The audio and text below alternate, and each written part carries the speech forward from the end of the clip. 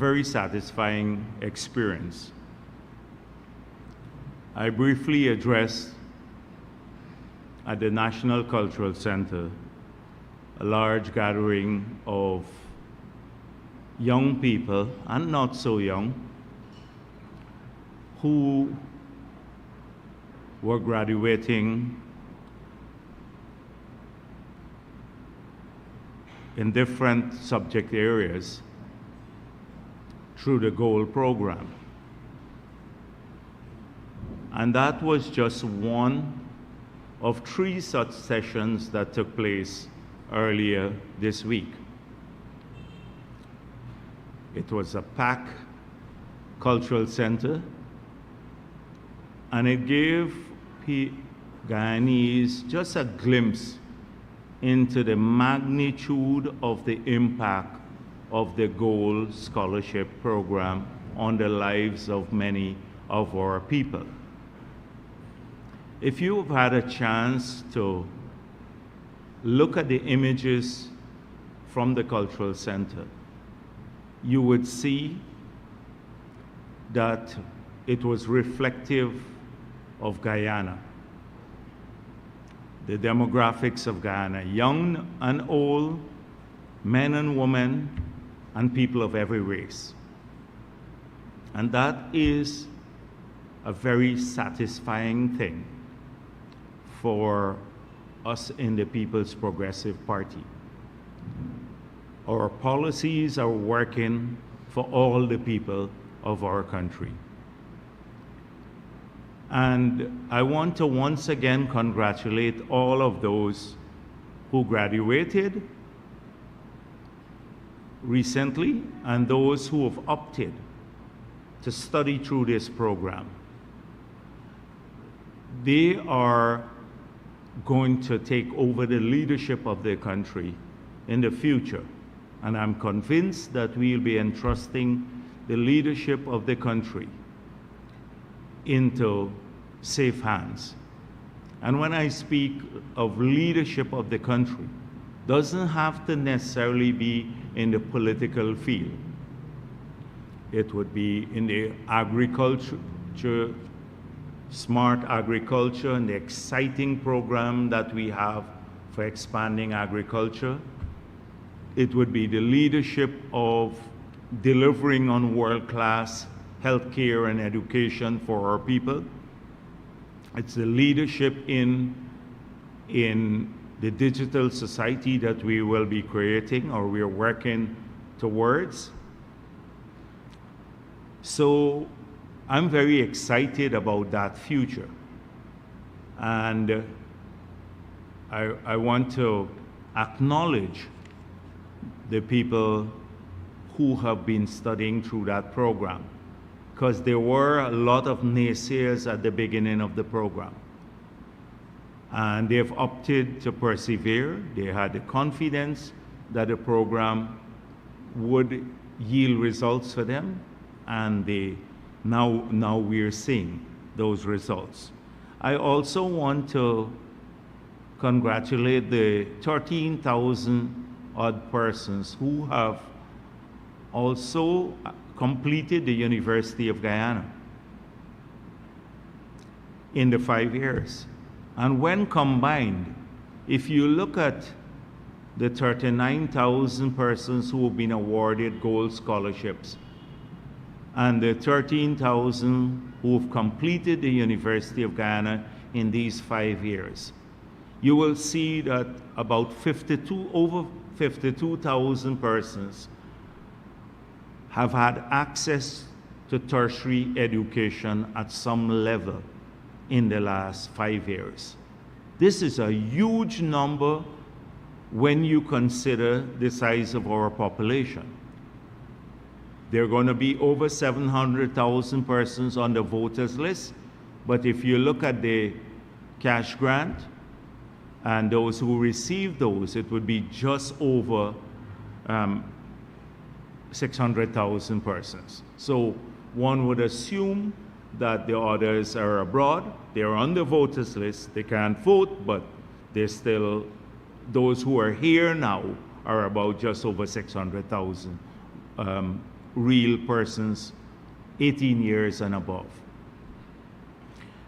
And when you look at 52,000 persons having access to tertiary education in 5 years, that's a significant part of, it's over 8% of the adult population in one term in office.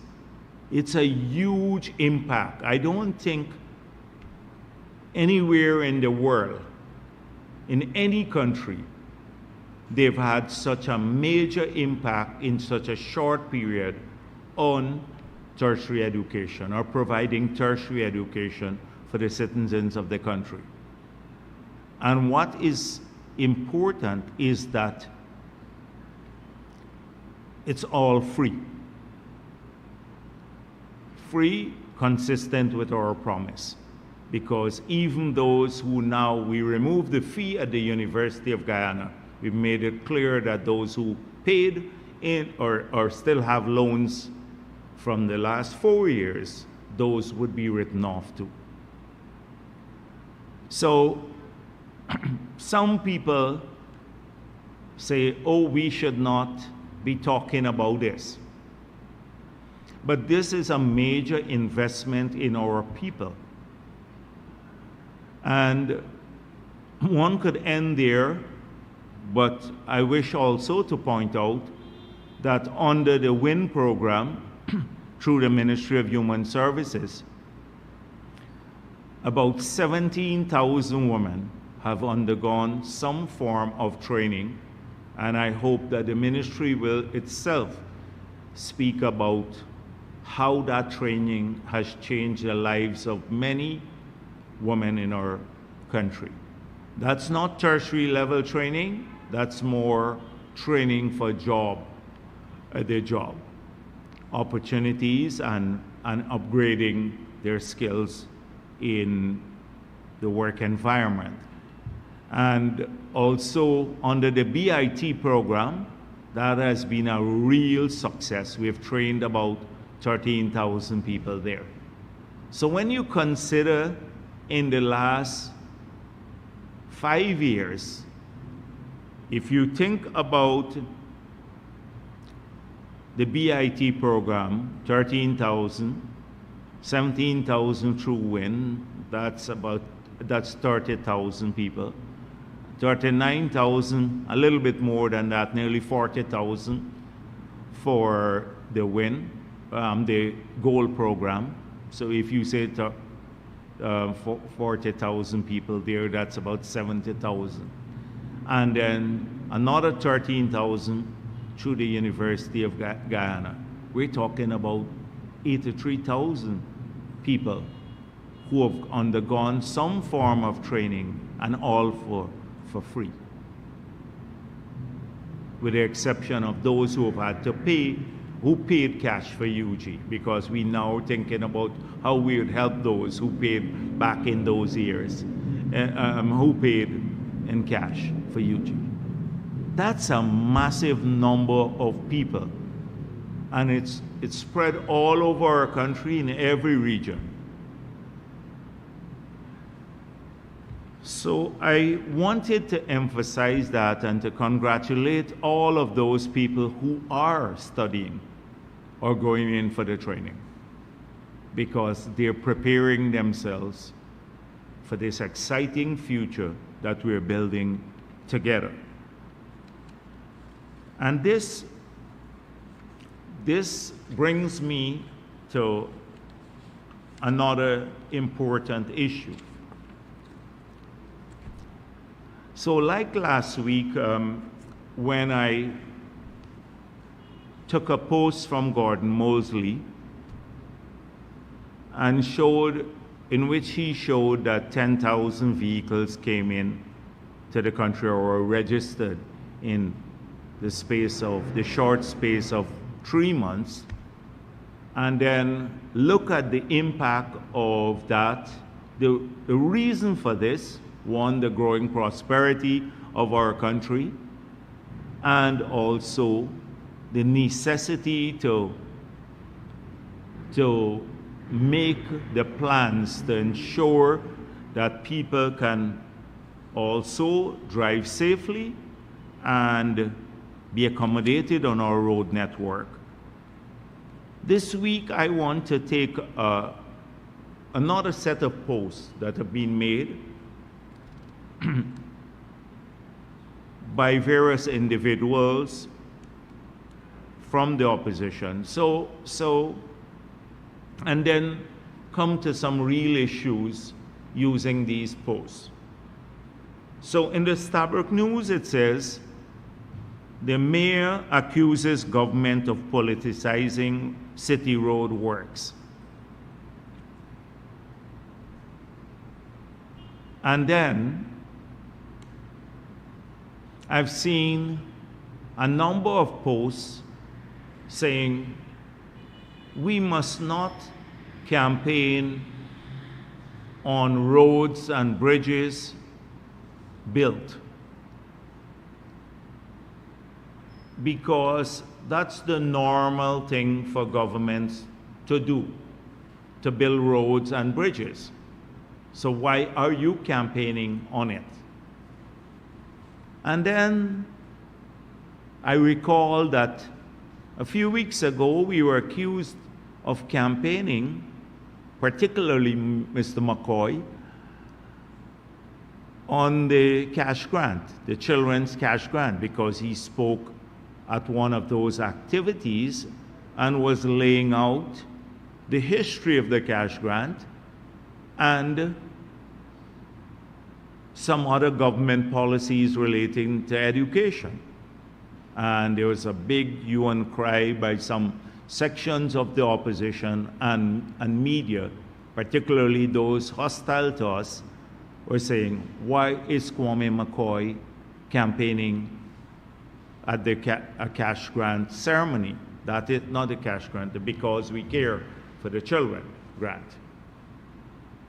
And I said then, and I'm going to repeat it now, it seems as though there's a feeling in the opposition, supported by some media houses and some people hostile to us, that we must not speak of our achievements. We must not say they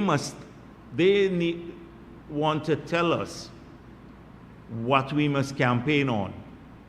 And we must not campaign on all the good things we did.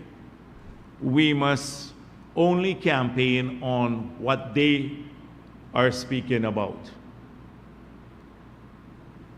So the reason roads and electricity and water have to form part of the campaign, it's not, I disagree with the individuals who said, oh, no, that's routine functioning of government.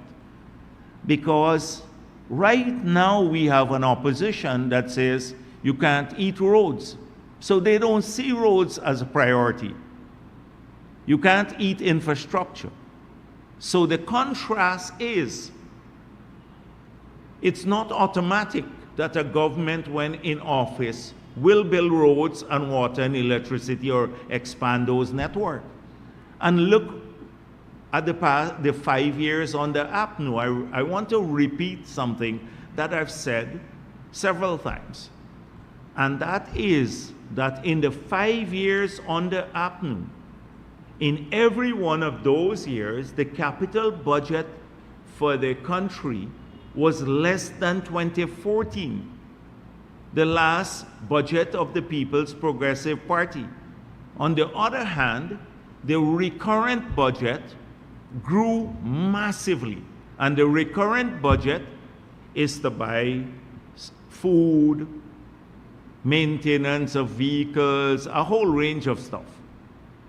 The capital budget is, you spend on, through that budget, to build roads, schools, water supply systems, electricity system. So philosophy, economic philosophy, has to be part of your campaign. So it's not automatic. They don't want us to talk about roads or electricity or water. I saw a post from somebody who is a sensible person, an entrepreneur, said, don't, I want to implore politicians not to talk about this. But it is not an automatic thing, because government's job is to build roads. But you do have governments that don't do any of this. And the APNU AFC government never did that because they're short-sighted.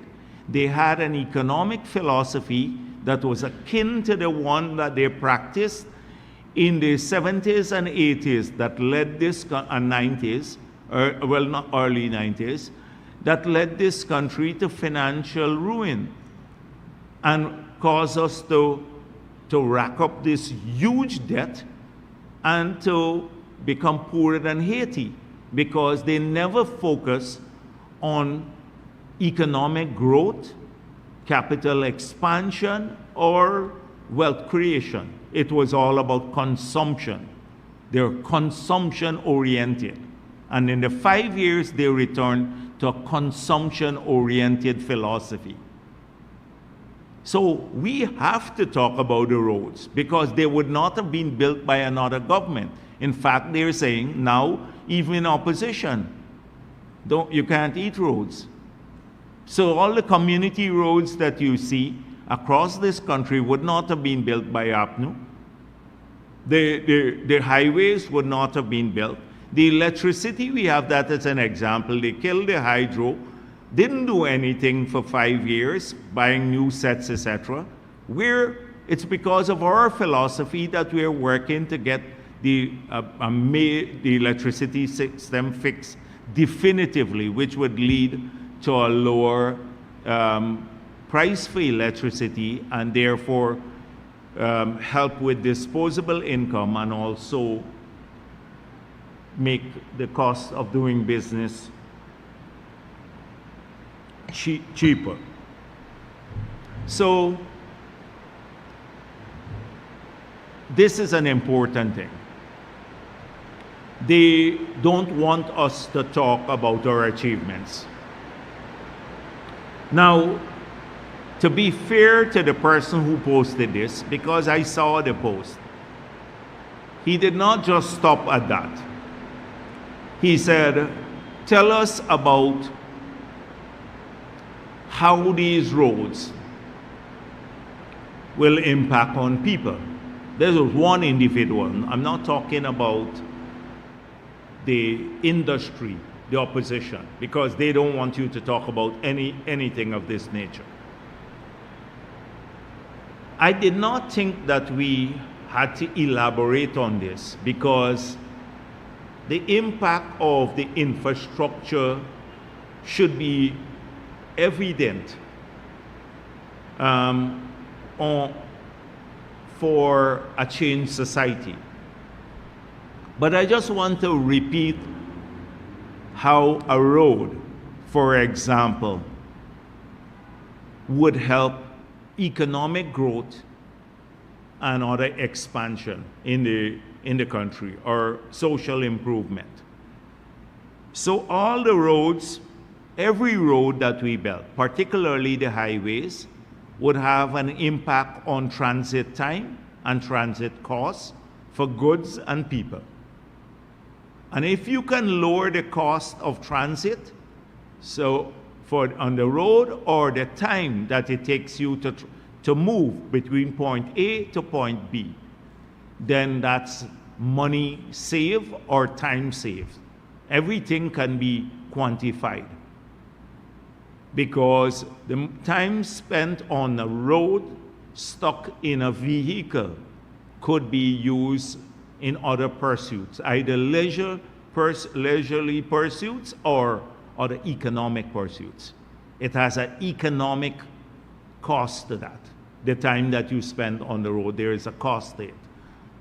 And then these roads also open up opportunities for people. First of all, opening up new lands. So take, for example, the Heroes Highway. From Georgetown all the way it would get to the airport. Think about what is taking place on the side of the highways. The growth, the opportunity, opening up more lands for development purposes, both of private lands and state lands. So it's not just state lands, because very few, we have limited amount of state land in that corridor. But it will lead to economic expansion by opening up more opportunities. And if you have not seen it, just look at the visible impact. Just come out of South Georgetown. From the moment you drive out of South Georgetown, the Rumvelt area, you see it. A hotel, the Ministry of Housing, shopping malls, a whole range of economic activities that would employ thousands of people along that corridor. Just imagine the impact on healthcare now. If you're in South Georgetown or anywhere in the Diamond or all the way to Soesdijk, you can then access the Diamond Hospital in minutes. So it's not the road for the sake of building a road. It's not a vanity project. It is an organic part of implementing our economic plan. And I didn't think that we needed to have that discussion, because it would be so evident to everyone that it's not a road just for the sake of building a road. But then you have people saying this, and seemingly sensible people tell us how they would impact real development. And the same thing with the bridges we're building. Just imagine all those bridges, 45 concrete bridges from Linden all the way to Lethem that is under construction, with one remaining, the Kurupukari Bridge. Think about goods going to Brazil and goods coming from Brazil into Ghana. How it's going to change. The wooden bridges that were there before were the biggest humbug to trade, because they were old wooden bridges that collapsed all the time. You couldn't move these big trucks across those bridges. It would have a huge impact with trade with Brazil, resulting in jobs for truckers, for a whole range of other people, apart from opening up more, helping with the cost of living in Region 9. And we're now connecting Region 9 to Region 8 through a road and bridges, so that you can move goods into those regions without having to fly everything into them, which pushes up the cost for people who live in those areas.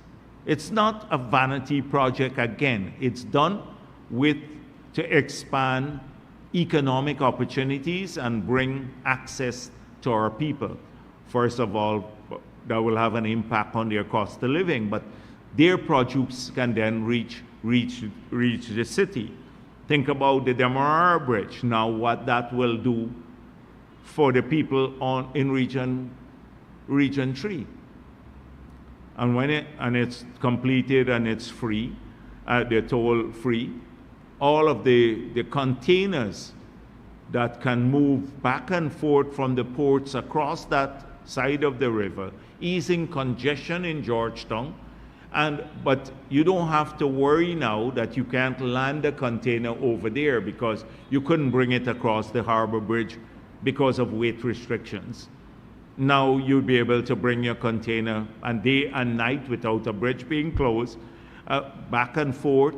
It has de-risked the development of the entire Region 3. Think about when we build the new 4-lane road from the bridge to Goshen, like the Parika area, about how much more lands would be open up there in Region 3. Land for housing, land for business development. So I did not think that we need to do this to show the linkages, but maybe we do need to show the linkages and to talk about, when completed, how the gas to energy project next year will transform the way we supply electricity, its reliability and price. Or the 13 water treatment plants that we are building now, do we need to say what that will do? that will just provide safer, potable water to people. But should we not take credit for it too? They don't want us to take credit. Don't talk about that because that's routine government function. Well, it's not so routine when you think about the other side that we're contesting again. It's not routine. And they would want to make it seem routine so as to diminish what the phenomenal changes that have been taking place that are evident, visible to everyone in our country. Do we need to talk about the 12 new hotels that are under construction? Did it happen by chance? Or was it a response to a particular government policy, encouragement? Went through that right at the beginning of the term, even under COVID conditions, we changed the entire package to promote the development of the hospitality industry and hotels.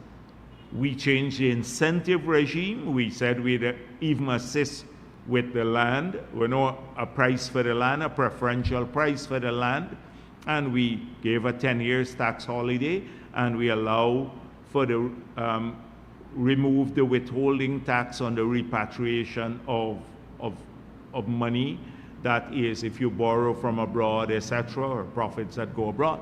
And because of those three policy changes and the encouragement and confidence, we have 12 new hotels being built, which are badly needed in a country like ours.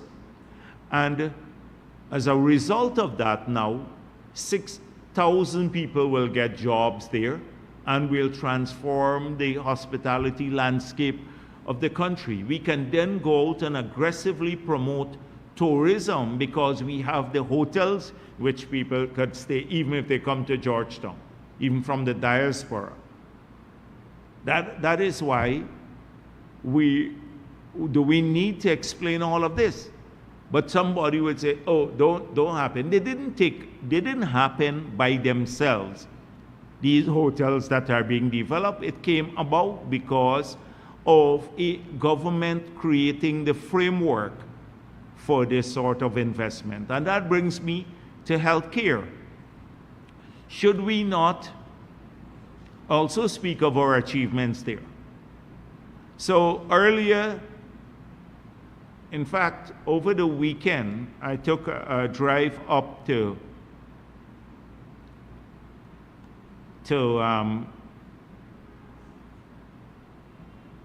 Diamond,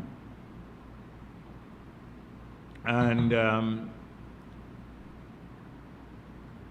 was there at the opening ceremony of the Diamond Regional Hospital.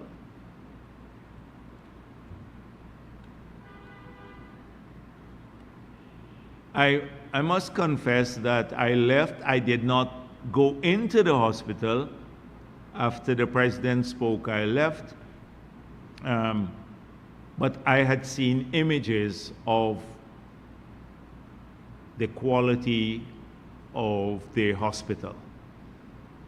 And I would urge people, don't just pass through the hospital, because you're just overcrowded if you're going there on a sightseeing tour. But you will see this. This is just the first of 6 hospitals that will be completed and open over the next several months. And it may happen before the elections. And a lot of people would say we're opening these hospitals because of the elections. But they represent several years of work. And the decision to build these hospitals took place 3-4 years ago, when the feasibility studies were done and we examined, we had to raise the money and everything else and award the contracts. So this is the fruit of several years of work, and it's we're happy that they are being open before the elections because they're consistent with our promise to work towards delivering world-class health care for our people. And we're closer to that goal in the 5 years, and we have to account for that stewardship. We're not going to complete the 2 major hospitals that are bigger than these. These are the ones in New Amsterdam and in Georgetown at Ogle. Those are the massive European standard level 5 hospitals. These are a lower level, and they cost substantially more, but they're bigger hospitals with more capabilities.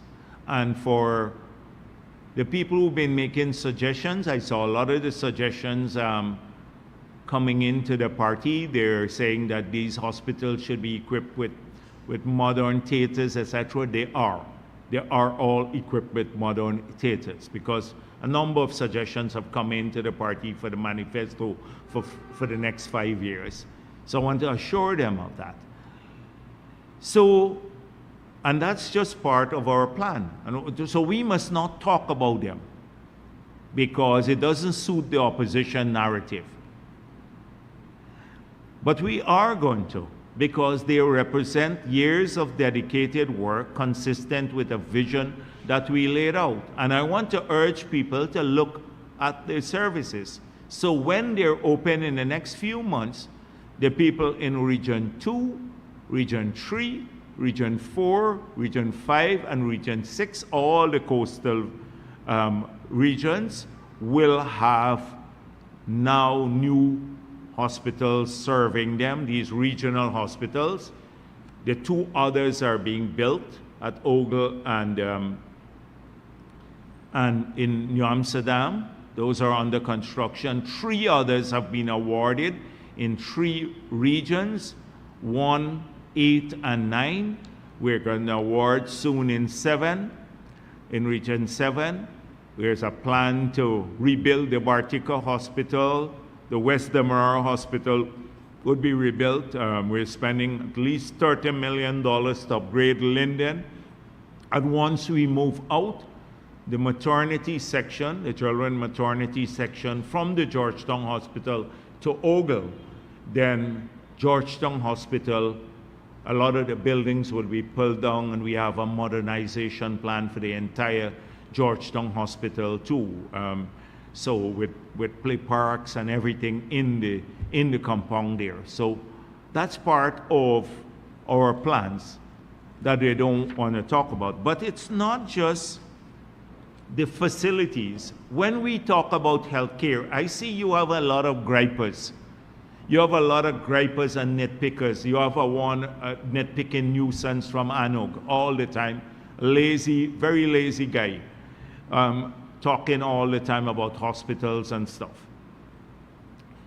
There's a comprehensive plan, and I've spoken about this. We will have, like anywhere else in the world, challenges along the way in getting to world-class health services. We'd have a personnel problem. The UK had a personnel problem. They're bringing people from around the world. That's a developed country.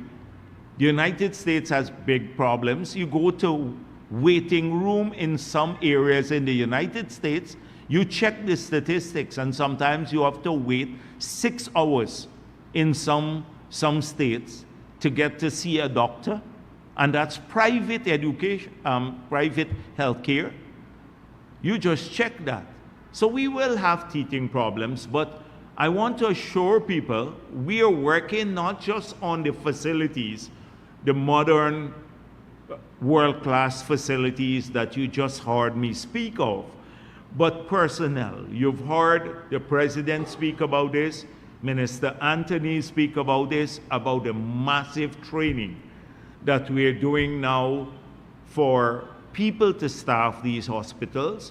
We're recruiting aggressively from abroad, specialists, and if necessary, we'll continue to do so that we can deliver a good quality care in these hospitals We'd have challenges at the beginning with personnel, but we will get there because we're committed to doing that.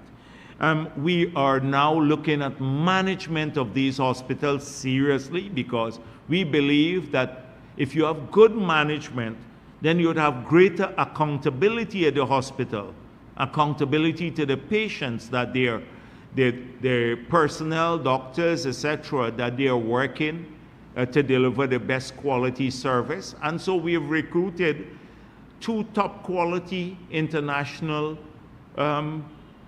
hospitals, a chain of hospitals, Northwell and Mount Sinai, to assist us with this. We have increased the level of medical supplies in all of the hospitals. Now the availability of medical supplies, you talk to the doctors and compare it with under APNU, and then you would just get an unbiased opinion about the availability of supplies. So it's facilities, it's personnel, it's management, it's the availability of medical supplies. And then we want to increase the level of care through expansion of tertiary care, expansion of preventative medicine. So that is why a lot of the vouchers to go and get tested, so for cervical cancer, so we can catch it even before, it becomes a problem and get people treated early. We want the universal health care vouchers, so people, if they have some condition, they can go and get their blood test done, or maybe check for hypertension, and we can intervene early before it becomes a problem and causes cardiac or other complications, people losing their feet from diabetes, etc. A lot of focus on preventative medicine, and it's happening already, and we're going to expand that. We're delivering more tertiary care now, even at the level of our hospitals, public hospitals. You have joint and hip replacement, you have even cardiac care, stenting, a whole range of things done in public institutions, and that will only grow. And then we're collaborating with the private sector on delivering other kinds of tertiary care that we can deliver by offsetting some of the cost or co-investing with them, like we did with the CHI in the early years, so that we can bring the cost down. So all of these things are part of a plan. If I just give you some quick head or the areas of focus, but under each is an elaborate plan to roll this all out. And then most importantly, not most importantly, along with the improvement in public health care, we are also working to create incentives for private health care. So we've removed the corporate tax very early in the first budget that we passed, because we had promised that in our manifesto. We removed the corporate tax. We removed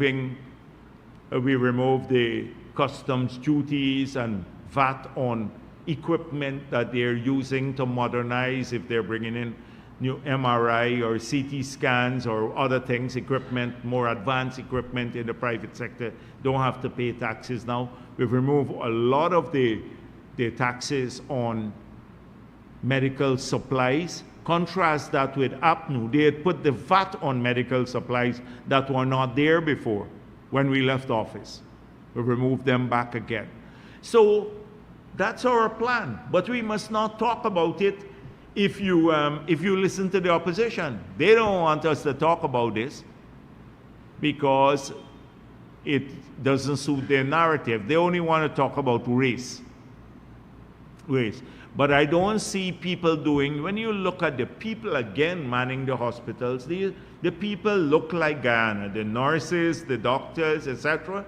They're our people of every race, every religion. We don't ask who in the public sector. We don't differentiate on the level of care or where the hospitals are built. We gotta bring access to all of our people, whether they live in the hinterland or on the coast.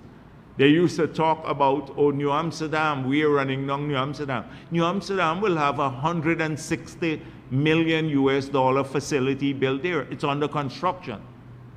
Bigger than any one of these. It's an opposition stronghold, but it will serve the people of Berbice. So we didn't care too much about that. And because it's serving people everywhere. They don't want the conversation to go there, because that's where we have been over the last several years. And what you see now, the bridge nearing completion, you see now, is not a decision we took yesterday. We've been hard at work for several years doing this. To roll out the community roads. We first of all required a commitment, which we did. It required finding billions of dollars, which came from the budget. And we made it into an opportunity for thousands of small contractors of every race to implement it. Yeah, we had some variable performance. Some people didn't do a good job, etc. But that is to be expected when you're dealing with so many people. Especially small people, and you're trying to incubate them. So I know that sometimes that is a problem. But just imagine, and we did this with the same capability, with the same staff that APNU had. In fact, in some cases, with less people, because there was a strong commitment to do it, and also the competency to do it. They lack both. They lack the commitment and competency. And so we must not speak about these things. I see this, but it's coming mainly from their people, because they're ashamed of the contrast.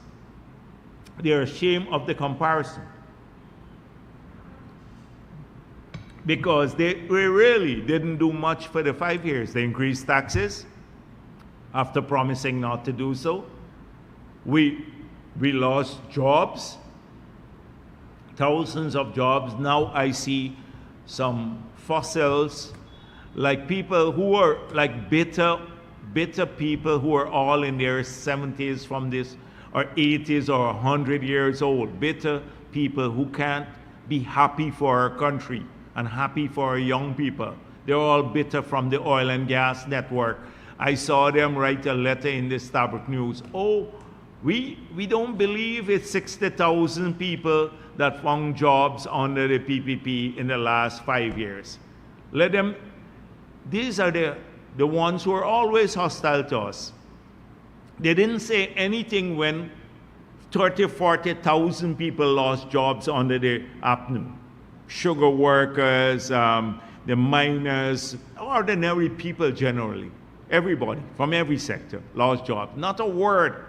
Now we have labor shortages in some parts of the country. They're the very ones who would complain they can't find workers. But we have a problem with the number 60,000. Well, the number is actually even higher. We're conservative. We're conservative about this. We have shortages in many parts of the country of labor. Every day people complain they can't find enough.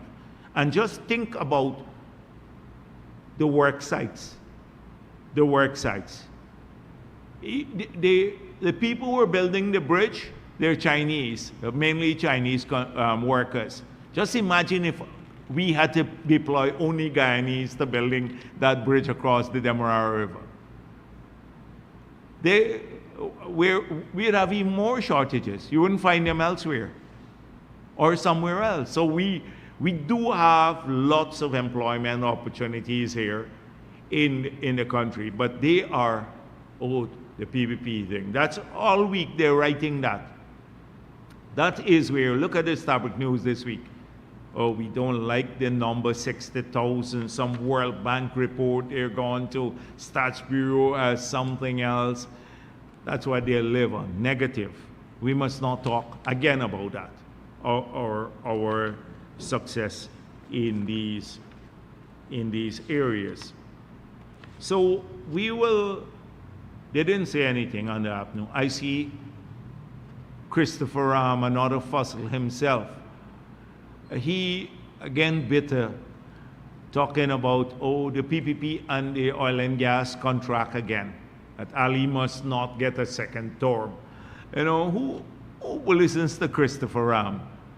And I think he gives a kiss of death to any side that he links up with. Yeah, you know, some people are just sour, and they're that's it.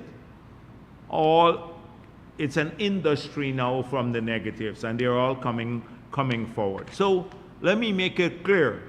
We're going to campaign on what we did, what we promised, what we did. So we're going to campaign on putting $11 billion in the pockets of the parents and children that APNU took away from them. Because it was zero, the Because We Care grant in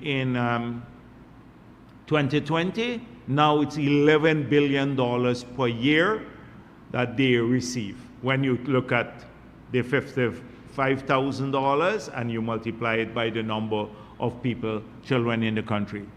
That is what we'll campaign on, because we kept our promise. We said we'll do it. And in the next term, it will even be massively higher for the children of the country. Their parents, each child would receive much, much more. I don't want to call the numbers now. We have to wait until the manifesto comes out. But it will be huge, a huge increase for the children of our country. That's where our money is going, into their parents' pocket, the parents' pocket, and the children that APNU took away from them. So why shouldn't we do that? And we also, the 76,000 pensioners now are getting $20 billion more than they were getting in 2020. About 76,000 pensioners. If you look at the increase, it's about 19 point something billion dollars more that they're getting every year, more than they were getting in 2020. We campaign on that too. We'd say we kept our promise to you, and that will increase in the next term. And the public servants are getting $105 billion more than they got in 2020. Per year, I'm talking about year. The farmers have gotten help. The miners got back. We removed we lowered the royalty rate. We removed the VAT on machinery and equipment, and we removed the tributous tax. And so they got all the benefits back again. The farmers got benefits through, now they're getting some help back with DNI, they're getting help with seed paddy, and we've removed the machinery, the VAT on machinery and equipment again for the farmers. We reversed the high water and land charges that they put on them. So we're going to talk to the farmers about this. Why shouldn't we? Because we did it. APNU just put more burden on them. So I can go down the long list, and I would say to the PPP supporters, we have things to talk about. We don't every day wallow in racism, because we are a party that brings people to us, and we're a national party. We don't need to engage in that. They're the dying, moribund group that just focuses on racism all the time. And so we have achievements to talk about. Our campaign is about achievements. So we don't be ashamed if you're a PPP supporter, or embarrassed because they're saying we must not talk about these things. You just go on, talk about them as much as you can, because they're part of what we promise, and we'll continue to do so. Talking about racism, and I saw some of its vilest expression in the last week coming from the other side. So Winston Jordan, a person who was extraordinarily lazy in the period when I was Minister of Finance and President, but we kept him on. He was earning a foreign salary and doing very little in the Office of the Budget in the Ministry of Finance, who was a disaster as Minister of Finance in the 5 years, who just put all these taxes that I've been talking about, layer upon layer of taxes, and in an unapologetic way, who was scandal-oriented and prone. You remember what took place at Gael and the conversation that was made publicly, that was made public. You recall all of the lands that he transferred without collecting any money, some of them after the elections were held. And you remember him saying he thought that the 18 million signing bonus was a gift. This is Winston Jordan. So the Demerara, again, Ghana Standard had a headline.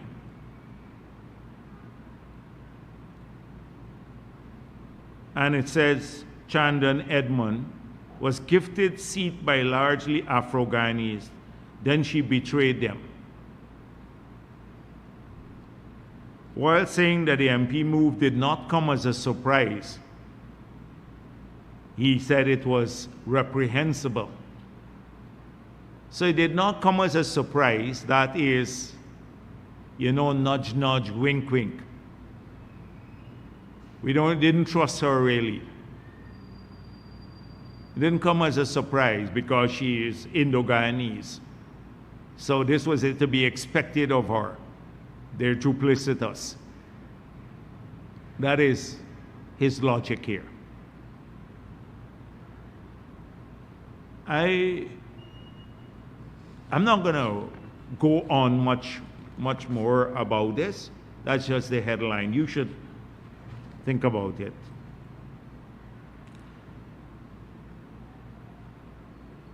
Dr. Hines dubs Seram in the same Ghana Standard, Seram an ingrate whose race was the greatest asset in black-dominated party.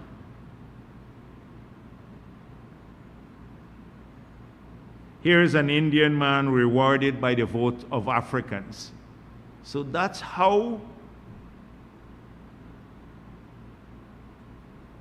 they see people when they're part of the party and collective. They can never get past that.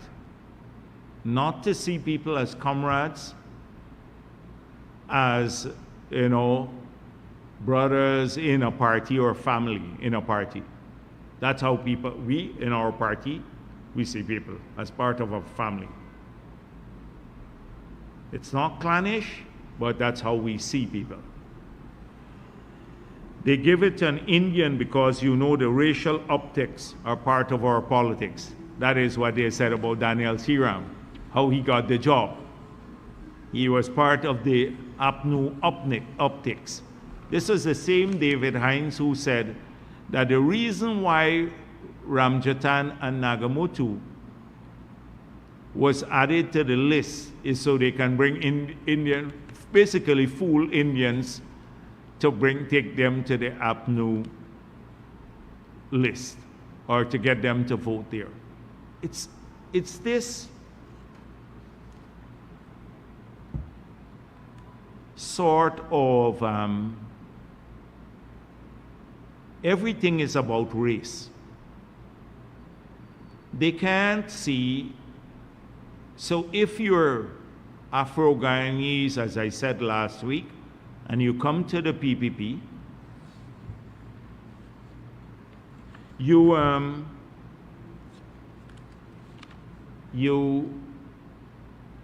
are called all sorts of names. I don't even want, it's so vile. But, slave catchers, everything else under the sun. And then the Indian ones who might have supported the PNC in the past or AFC, if they decide to support the PPP or anyone else, they suddenly, oh, we expected that from them. They're always duplicitous. Indo-Guyanese, never part of to see people for who they are and the contributions they make. Even Amna Ali, who was in the PNC for 50 years, had to undergo that sort of abuse. She was general secretary of the party, gave her entire life to the PNC, but never was accepted. If you look at the people on the PPP side, like a Roger Luncheon or a Kwame McCoy, they cost them all their lives, but they grew in the party. They go to Congress, they get some of the highest votes, they're part of our team. Nobody talks about them in the PPP as window dressing or anything else, or racial optics. Because we don't see people that way. We see them for the contribution that they want to make. And then there is a letter to the established news. Crossover phenomenon connotates a possible reverse result, by Adriana Thomas. I'm just going through this because I want to draw attention to dog whistles. And she said, they're not going to really, all these people who went are not going to take any votes much or bring the PP much votes. For every one of them, we must now, 3 more persons must come out on our side. So she is saying to Afro-Guyanese, basically, ignore the failure of this party, the lack of leadership. Ignore the fact that they have no plan for the future of this country. Ignore the fact that they betrayed the people of this country, including their own supporters, by not fulfilling the promises they made to them in between 2015 and 2020. Ignore the fact that they're focused only on racism. That's the only reason you must support them. Not because of policy, not because of plan, not because of anything else. Not because it's good for you and your own future. You must remain wedded to this party, even if they're sinking ship, even if they have no future whatsoever, just because of race. Is this what people are saying here? If this, like they were doing when they said people must not apply for the gold scholarships, they'll never get this. Remember the early days of the PNC? They didn't even want people to apply for the gold scholarships. So I saw Carl Greenidge saying a couple of things about Geeta Chandan, but I think she's resigned from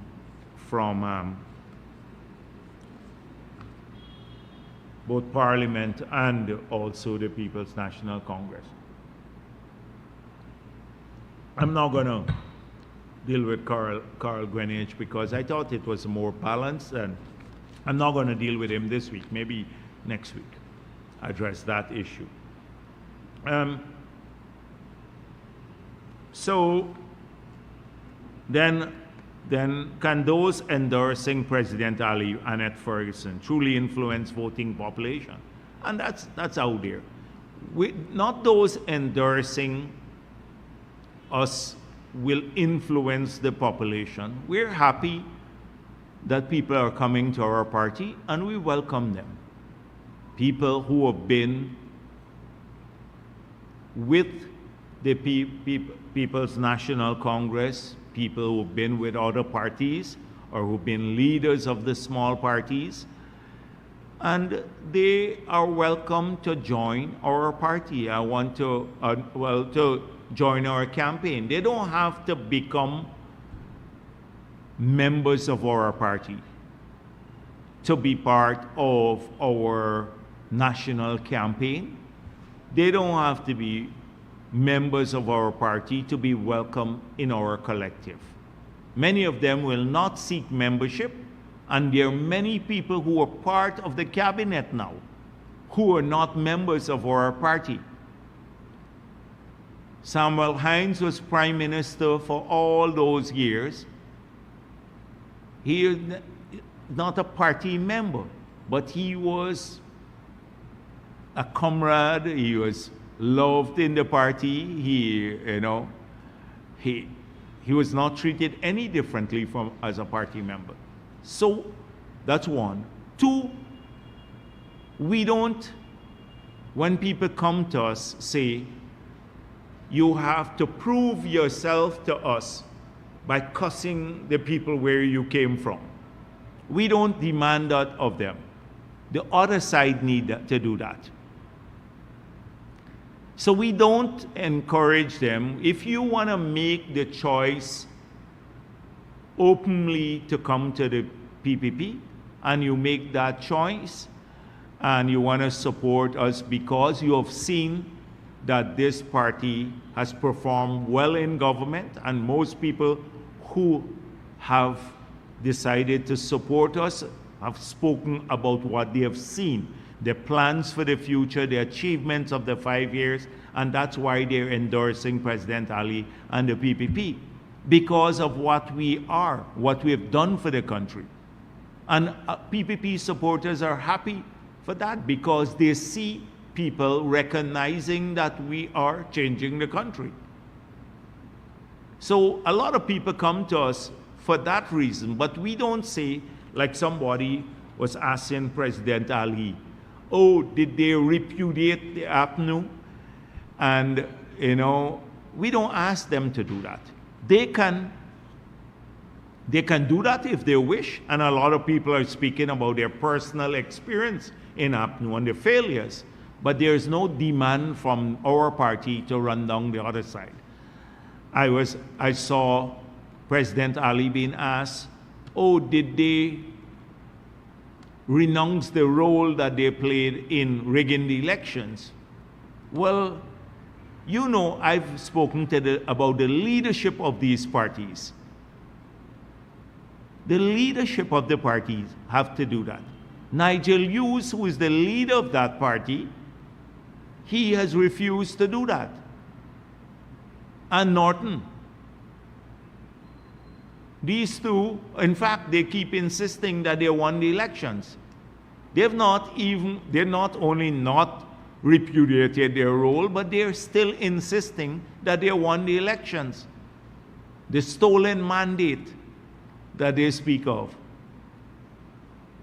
So we don't require of people who come to us, we don't treat them like, we don't rub their nose in the dust. We treat people with dignity.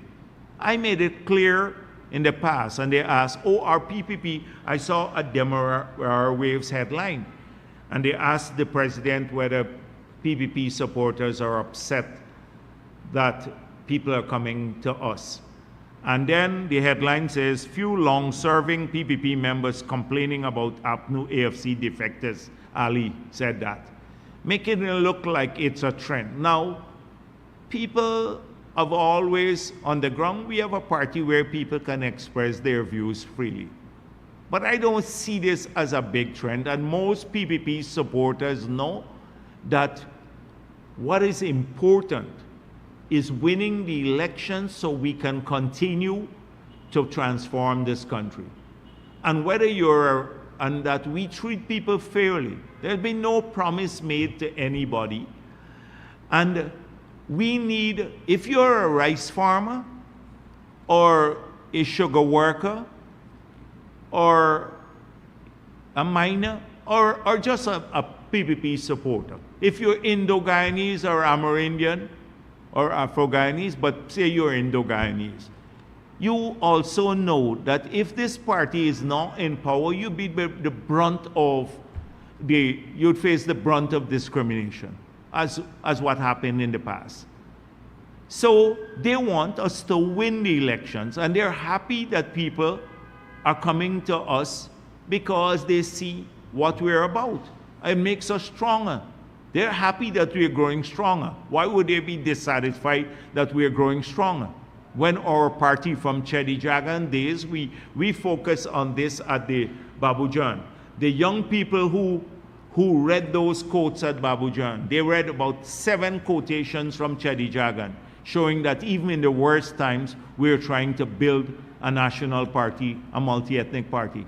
So why should we be upset? They made it look like it's a trend. Everybody, all the PP supporters are upset. They're not. They're happy people. We're growing stronger because they know without us being in power, then the country's fortunes would be reversed and they would feel the brunt of the discrimination.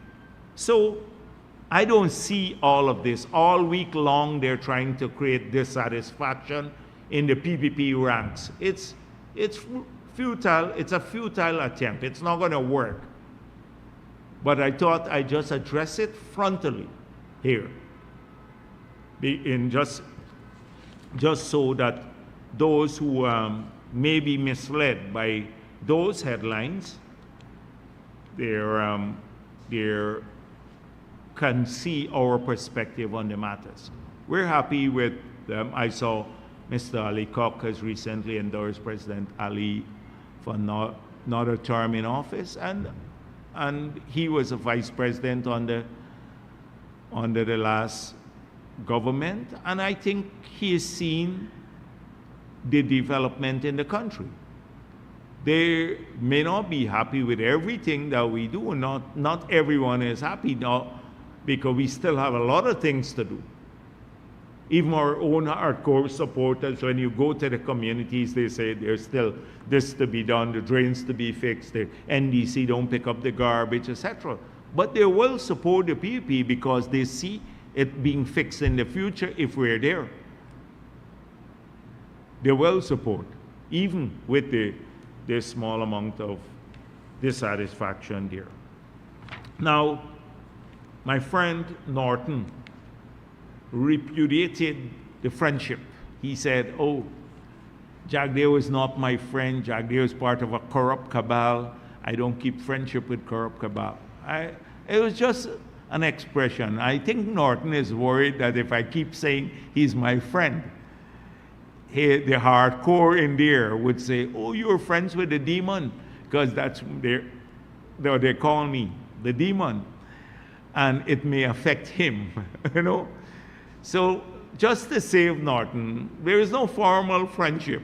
Let me say there's no formal friendship between Norton and I. I wish him well with his great leadership skills and everything else over there.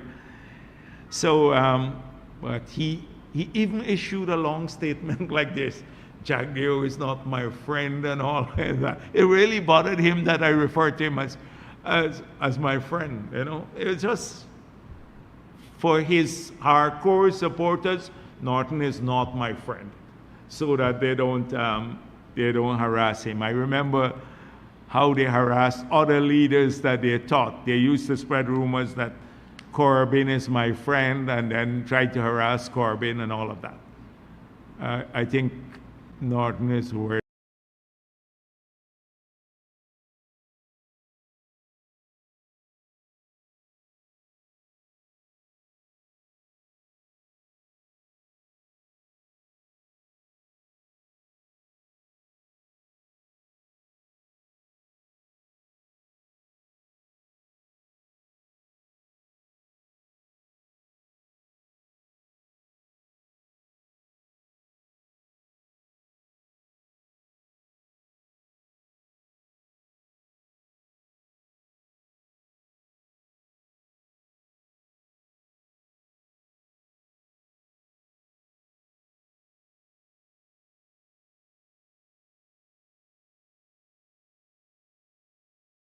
about that. So, Mr. Norton,